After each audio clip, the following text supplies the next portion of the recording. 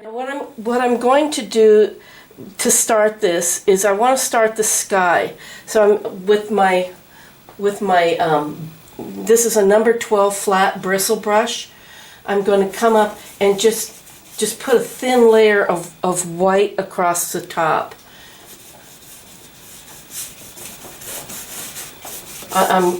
With acrylics, for those that are new to it, or it's been a while since you used them, what you want to do is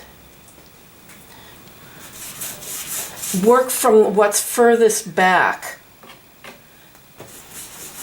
You know, so the sky is going to be the furthest thing away from us. I don't know why it's... And I just spritzed it again so that I can...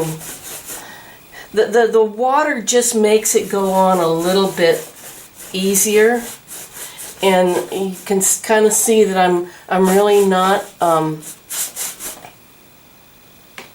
being real careful with this. I sometimes go down and pick up a little bit of water on my brush. Be careful using water, because you can get too much of it and it'll really thin your paints. But I'm trying to just get this on. I just want a thin layer. For some reason it's dry over here for now. I'm just picked it up. Now I still have mud on my brush, the gesso, and I'm going to pick up, and I'll show you here in a second, kind of the same combination I used to tone. So on my brush I've got a little bit of ultramarine blue on one side and a little bit of burnt sienna on the other, and I'm just going to kind of streak it across the top. Going to reload, same thing.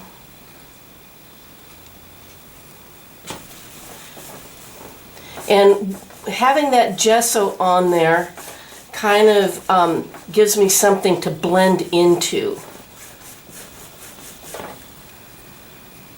So I go down, I'm just picking up some more blue and brown. You know, I don't want this to be a bright blue sky. When you want to gray a color, you use its complement or a form of its complement. So the complement to blue is orange, and burnt sienna is in the orange family. So I'm just going to come down and where's it?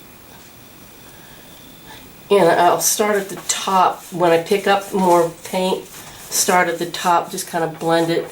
It's always darker at the top of a sky than it is at the bottom, because you're looking through more atmosphere, more water vapor, more stuff in the air.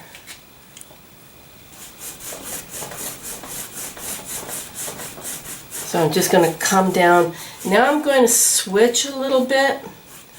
I'm going to pick up a little bit of naphthol red. You can either use naphthol or cadmium or alizarin.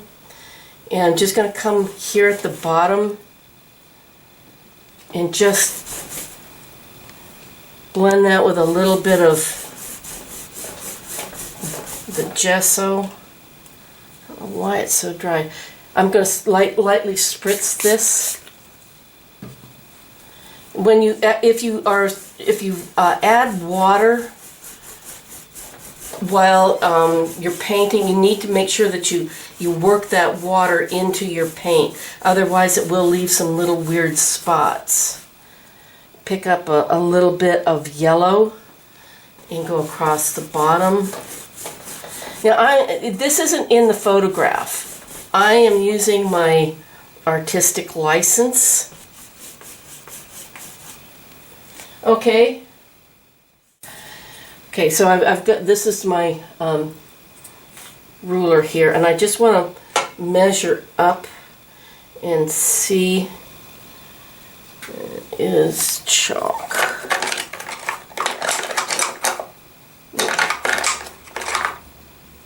Okay, now I'm on a 16 by 20 canvas, and I'm going to come up about 6.5 inches from the bottom for my horizon, and I'm going to mark that on both sides. Pardon my head. This is the only time I ever really use a straight edge. You want to have a nice straight horizon line. This is a charcoal pencil. You can use soft vine charcoal. Oh, I didn't put my... Okay, so that just lets me know where my horizon is. And it looks crooked on the screen because I'm at kind of an angle.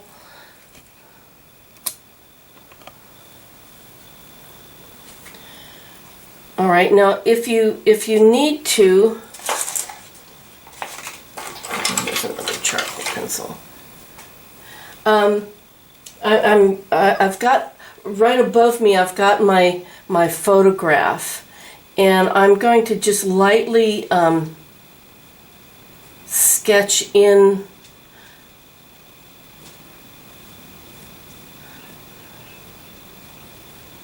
oh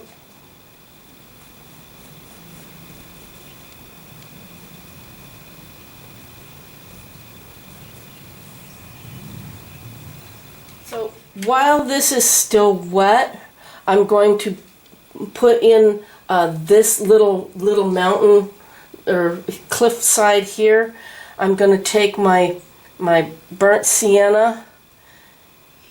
This time the burnt sienna is going to be kind of the dominant color with a little bit of the blue.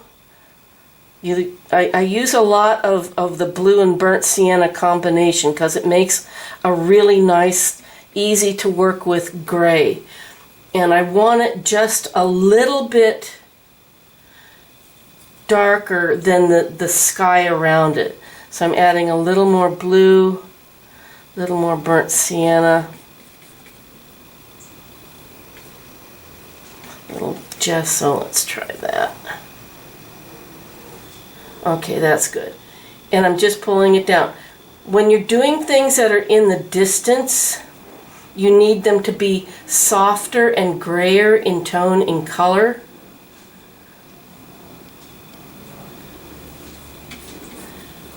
So that, okay, that's what I said. It looks slanted on the screen, but it's not. It's my camera is at an angle. Okay, so you want to make sure that when you draw your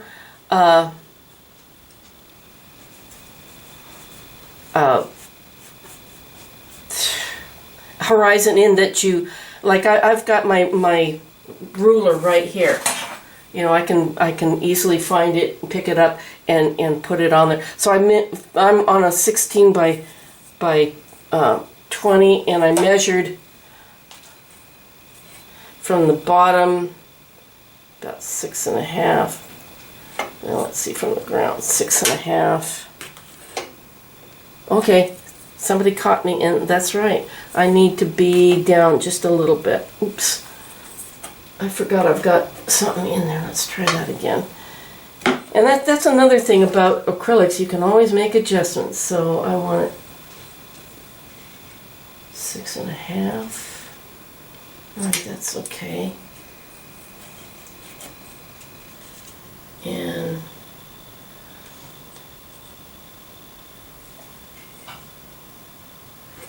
six and a half.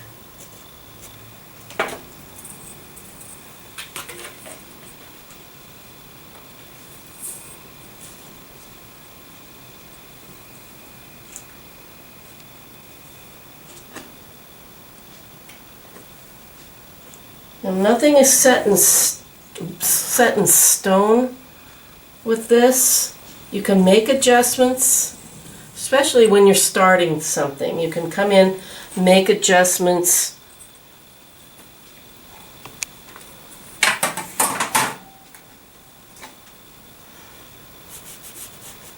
Okay, that's going to be water anyway. You just kind of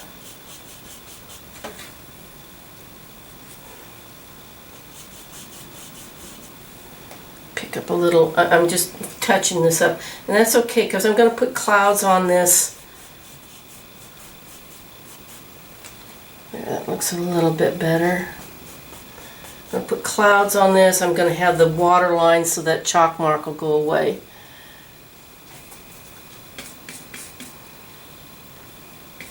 Okay.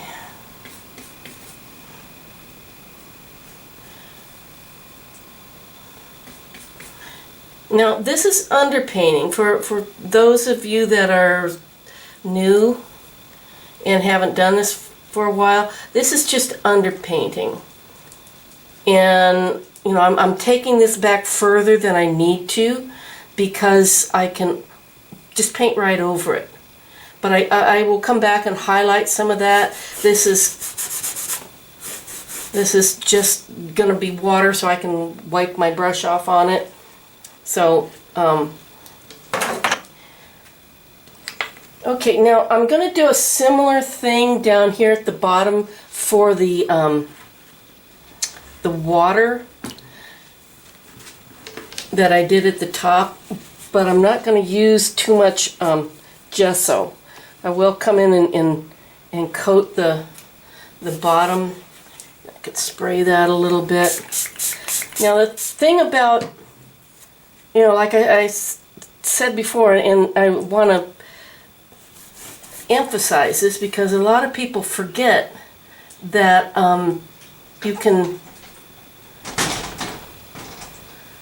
I'm just going carefully right along the horizon line there. You can paint over this. So it's, you know, that's why I don't start out with a drawing, you know, because then it ends up looking kind of like a paint by number. So if you just, you know, draw or, you know, sketch as you go, then you can, you know, get stuff in behind where it's supposed to be. Just going right along the horizon edge. That's going to be it.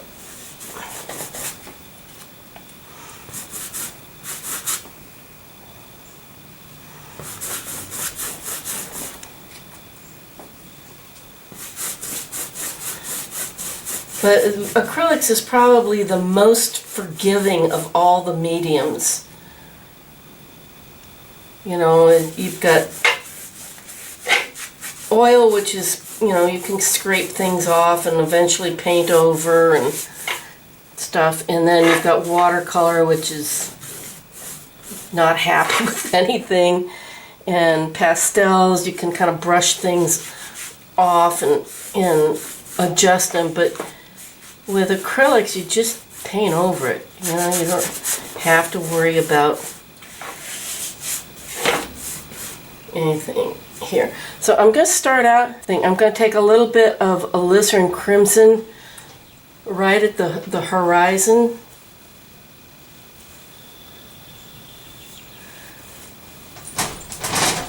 Now, the water is a lot closer than that sky is, so things might be a little bit darker.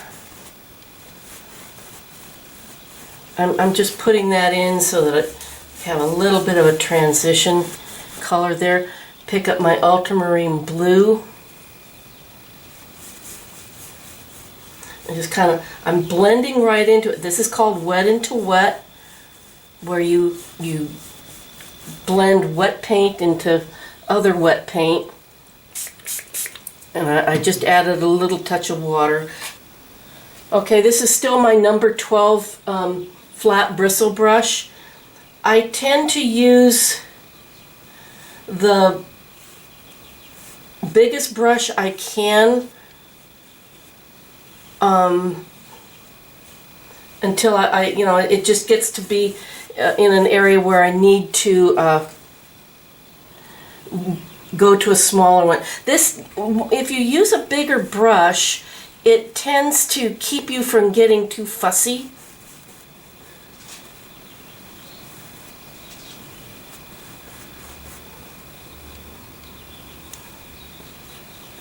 I'm still using the ultramarine blue and just blending it into what I have there. Now I did a little bit of, this is my smaller blending brush. I'm just going to take and soften that edge there a little bit. That's why I like being at home. I have all my tools available.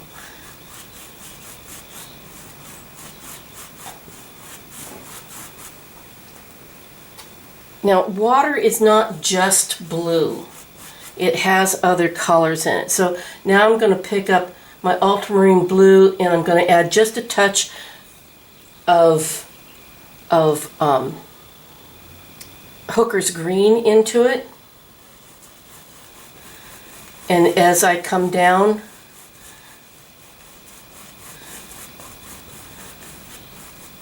just going to, and I'm going across horizontally so that, you know, I don't want to go up and down or sideways or anything because I want it to look like water.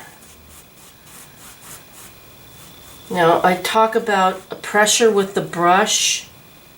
Where's my, when I'm putting it on, I'm kind of adding it pretty vigorously, and so there's maybe more pressure. But after I get the paint off my brush, then I lighten my stroke, so I'm just kind of skimming across the surface of it.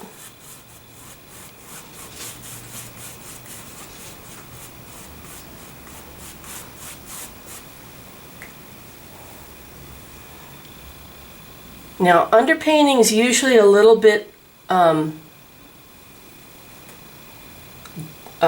darker, and you want it to be a little bit darker because you need some place to go with your highlights. If you start out at the color that you want at the end, then you've got to work to get your shadows in and everything else. So by coming in and making things dark, I'm adding just a touch of burnt sienna to this too, because up here there's going to be some sand and stuff mixing into it, so it's going to be a little bit different color. That way I have a nice change of color between my background and my foreground.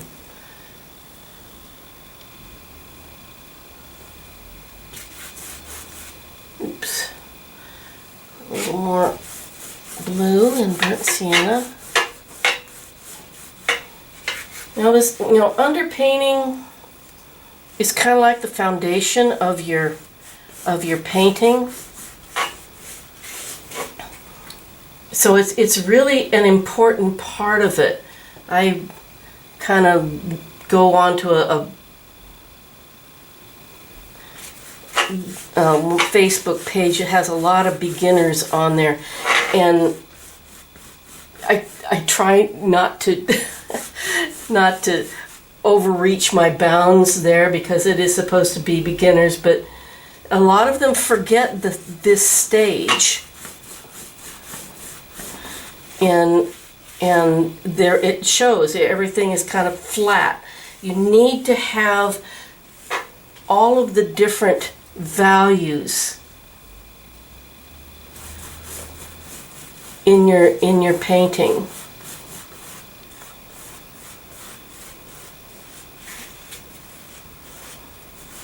You need to have some dark darks and some light lights, and that brings some dynamic, to however you want to paint. I tend to paint more representational. Other people like to paint, a little more abstract or impressionistic.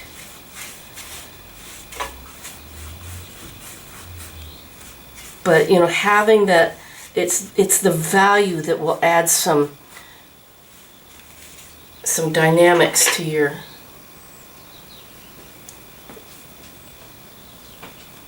painting. All right, now with clouds, I really enjoy doing clouds, and you know, I've done some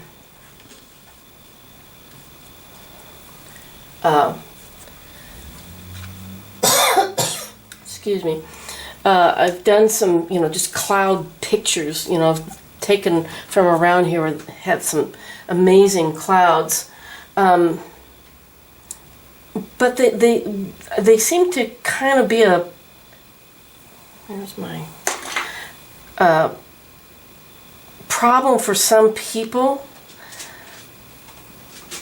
What I'm doing is here. Let me show you. I'm going to take some blue. This is gesso down here. I just took some gesso out and some burnt sienna, and I'm just going to mix up a soft gray. It can be on the cooler side. Sometimes I'll mix up big piles of gray because it's one of those colors that you can use a lot of. You can use it to modify other colors. You know, if you kind of look, you'll see that gray is all around us. So I want a little bit darker. The burnt sienna is a little stronger than the blue, so I want to just make put a little bit more blue in than the burnt sienna, because I want this gray to be kind of on the cool side. So this is going to be my base color for my clouds. You know, clouds are not just white. All right, so can everybody see this? You know, here's my white, and then here is the gesso with a little bit of burnt sienna and blue mixed in. And I will probably use that throughout the entire painting because it's like I said, it's a good modifier. Okay, let me load up my brush. Okay, I've just got my brush loaded up. I've kind of focused in on there. Let me check. Actually, I'm going to add just a little bit more blue and burnt sienna to that, just for now. But I'm working in another part. I'm leaving the bulk of that, but I just want to get it a little bit darker. A little bit darker still.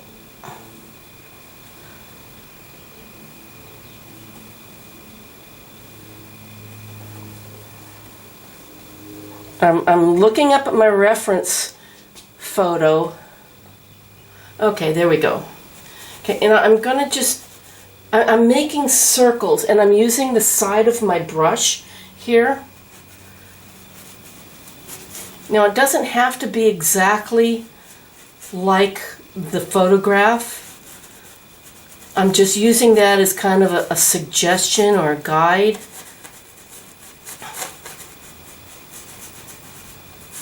And I'm making these little circles. You have to think about what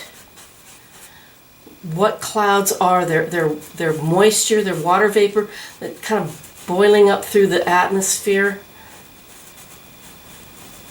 As I'm going out this way, I'm getting a little bit lighter with the pressure on my brush.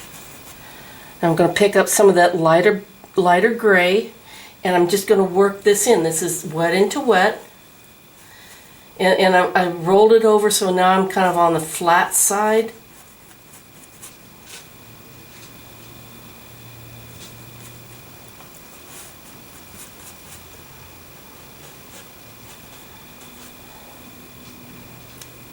So I'm going to be going back and forth between the darker gray that I mixed up and that lighter gray, and occasionally I will pick up a little bit of the white, just a little bit, Larry, not a whole lot.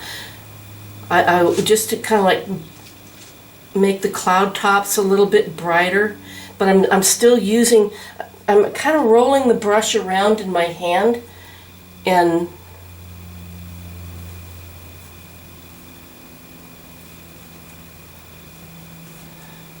just you know, trying to think like a cloud. Go back up here. If I lighten the pressure, they become a lot more airy and fluffy. You know, the tops of those clouds kind of start to dissipate when they get up too high in the atmosphere. And so they just kind of fluff out. You want to work quickly, but, you know, try not to work so fast that you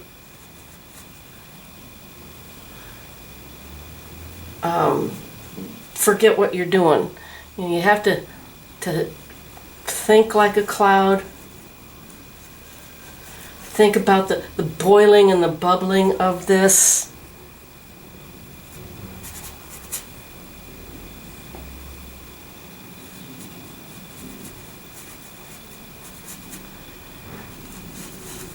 Picked up some of the lighter gray.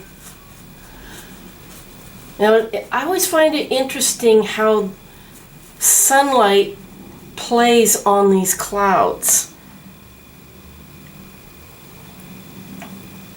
You know, because sometimes you see them and the light just doesn't look like it should be there. But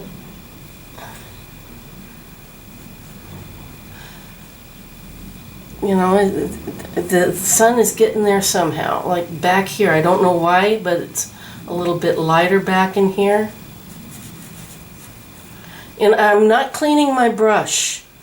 Okay, that's one of the things is I'm not cleaning my brush and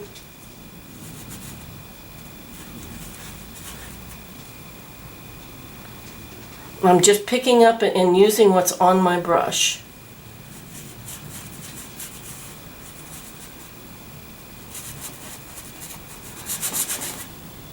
Now, some of this is going to be down below the horizon because of the cliff that's in front of it.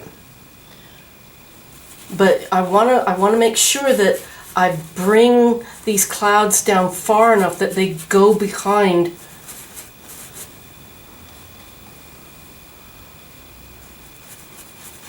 the front cliff. See, I'm going to mix a little more dark. Now, if you have to add water, add it very, very carefully. Because if you get too much water, you're going to make your paint too thin. So if you've got a little droplet or something on your palette, or if you've got a damp brush, pick it up off of that. It'll suck up into the brush you're using. And oh, that's too dark. And thin it just enough. If you're careful, you can barely touch your water source. You know, like your water bucket. But just be very careful when you do that, because you can just so easily thin this down to the point where it's not going to be a nice thing. Now, here's another instance where, you know, if you have a blending brush, you can come in and kind of lightly blend the edges. Again, I'm just kind of going over it very lightly. And this is just to show you what you can do. You know, I usually just do it with the brush at hand.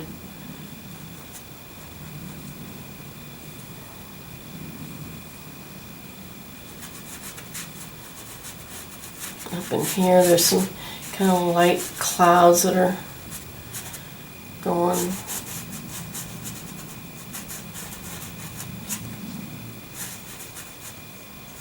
guys are so quiet.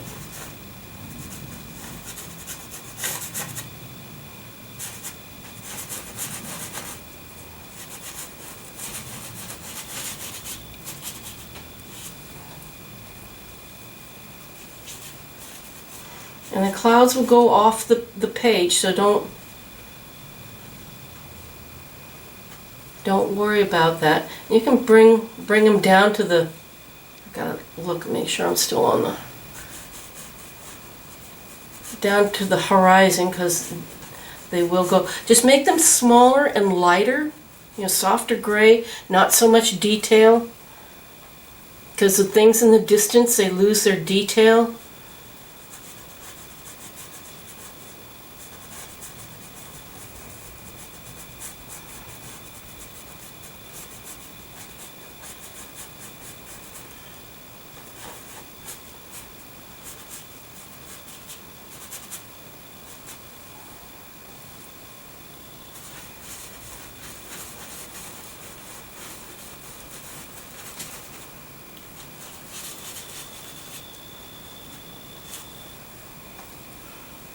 Add little touches of, I'm going back and forth between my dark gray and my light gray, and adding a little touch of white here and there, just to brighten up some of the edges, some of these clouds where a little bit of sun might be hitting. And I'll probably do a little bit more of that.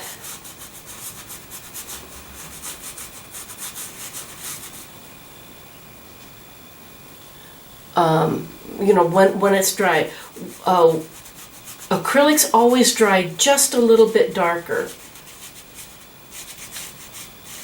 And so what looks good while you're painting it, when you come back from getting coffee or next day or something, you look at it and it's kind of gone dark. So there will be some touch up, but this is just how we get there from here right now.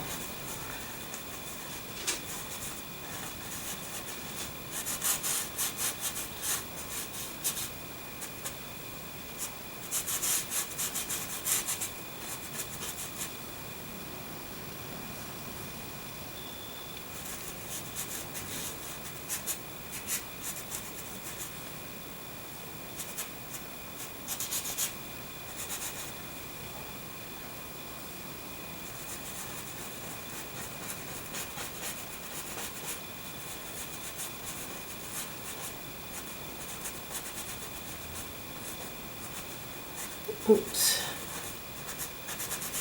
Let me stand back. Okay. Maybe a little more light over here.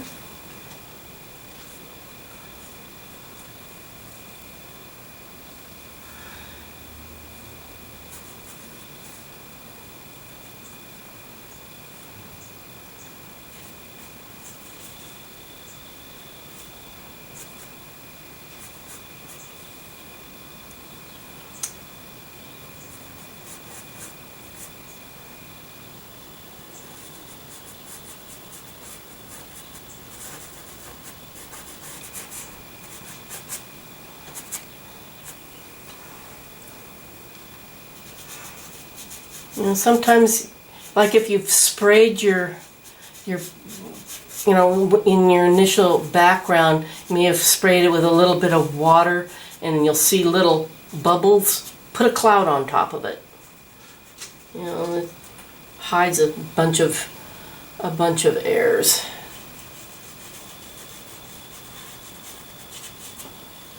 Okay, I think I'm going to leave that.